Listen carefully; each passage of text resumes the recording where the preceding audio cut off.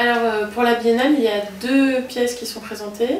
Il y a un plan du Havre que j'ai rangé, c'est un travail que j'ai déjà fait sur d'autres villes. Et un autre travail qui est une série de 20 petites villes que j'ai découpées. Enfin, j'ai découpé tous les pâtés de maison afin de faire des espèces de dentelles. Et il y a des textes qui sont associés à ces plans de villes, qui sont des petits textes descriptifs mais subjectifs. C'est mon passage dans cette ville, ma mémoire dans cette ville qui est associée à ce petit découpage. Et le plan du Havre rangé, c'est un travail que j'ai entamé en 2005, quand je suis allée pour la première fois à Berlin, où j'étais un peu perdue dans la ville. Voilà. Je venais de Guadeloupe, je connaissais rien à rien, il faisait chaud, j'arrivais, c'était l'hiver. Et pour appréhender la ville, pour pouvoir me promener dedans et la comprendre et tout ça, j'ai, avant toute chose, acheté le plan de Berlin, je l'ai redessiné. Comme parfois on peut réécrire un texte pour se l'approprier, il y a eu ce travail de refaire la ville, retracer la ville. Et ensuite j'ai rangé tous les petits pâtés de maison, j'ai mis les carrés avec les carrés, les triangles avec les triangles.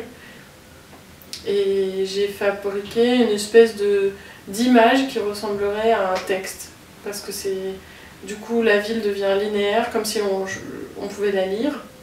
Et une fois que j'ai fabriqué ces images, je les ai trouvées assez séduisantes et le jeu assez drôle, assez ludique en fait, d'avoir les 2 villes qui étaient là. Et je me suis rendu compte que cet anagramme de ville, celui qui était rangé, alors que c'est exactement la même chose, on ne comprend plus du tout que c'est une ville, alors que le premier, même si c'est muet, même s'il n'y a plus aucune indication, on sait tout de suite que c'est une ville. Alors je me suis dit, tiens, c'est marrant que ce graphisme évoque la ville, et j'ai été chercher d'autres formes de villes comme New York, Istanbul, Paris, etc. Et je les ai rangées à leur tour. Et ce sont des villes que tu as toujours parcourues ou non, pas nécessairement. Enfin, je les ai parcourues par Google Maps, comme on voyage maintenant. D'accord. Donc c'est vraiment, je les ai vraiment choisis plutôt pour leur dessin. Enfin, le dessin qu'elle fabriquait. Berlin était très différent de New York, qui était très différent d'Istanbul, qui était très différent de Tamrac, qui est à côté de Miami, qui est une ville entièrement nouvelle, construite dans des marais, qui est comme un circuit imprimé, un peu une espèce de dessin aztèque. Et ensuite j'ai rangé Paris parce que c'est Paris. Et là pour Le Havre, ça m'intéressait aussi de faire ce travail sur Le Havre, qui a été une ville qui elle-même a été déconstruite, enfin plutôt brisée pendant la guerre, et qui a été reconstruite. Et donc il y a une partie de la ville qui est déjà toute bien rangée, et le reste ressemble à une ville un peu ancienne. Voilà. Il y a toujours une grande économie de moyens dans ton travail. Tu n'utilises pas la couleur, tu construis des mondes à partir de matériaux, des lettres, des plans de ville qui existent déjà.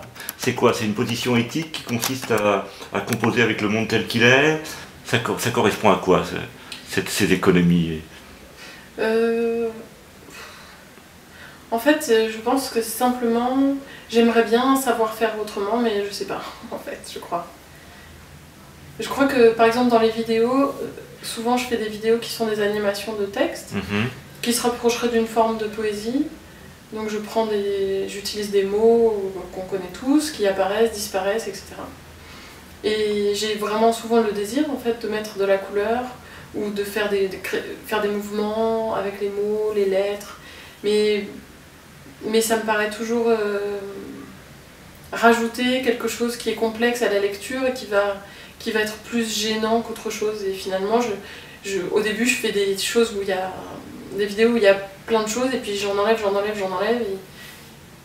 et finalement, il reste plus que le mot lui-même, le sens de ce mot, et c'est déjà bien assez, je trouve. Au final, je trouve que les mots, c'est déjà tellement complexe en soi, ça évoque déjà tellement d'images que en rajouter, c'est trop. Tu penses que c'est pas la peine de rajouter des choses au monde, que le monde est suffisamment complexe comme celui-là et qu'on peut s'en nourrir? C'est pour ça que tu ne crées pas de monde à toi? Ouais, disons que je sais pas si le monde se suffit en lui-même, mais je pense que nos esprits sont assez complexes pour pouvoir s'appuyer sur le monde pour rêver, en fait.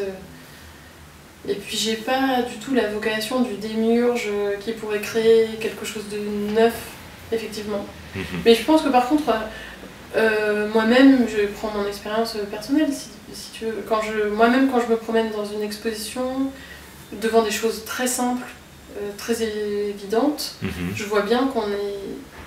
Chacun, on va rêver à des choses différentes, en fait. Et du coup, je me dis que c'est déjà bien suffisant. Chacun est déjà dans des mondes différents, avec le... Effectivement, devant le réel, on est déjà chacun dans notre propre monde, donc...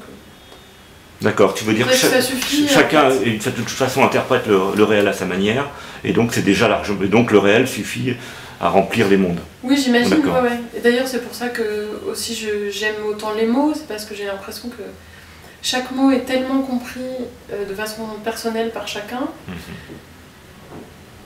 que décrire le monde, c'est déjà rendre le monde qui existe, je le décris, et les mots que j'emploie vont être compris de tellement de façons différentes que le monde devient 1000 mondes.